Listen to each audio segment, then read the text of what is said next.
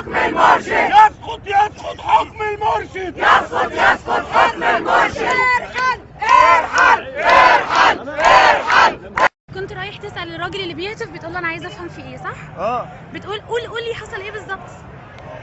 قال لي ما تعرفش. يسقط يسقط حكم المرشد. قول انت رايح تسأله تقول له انا عايز فهمني. اعرف في ايه. ايوه ايه في ايه؟ انتوا ايه واحنا مين ودول ايه ودول ايه؟ انا تعبان، انا من دي وتعبان. انا عايز اعرف في ايه.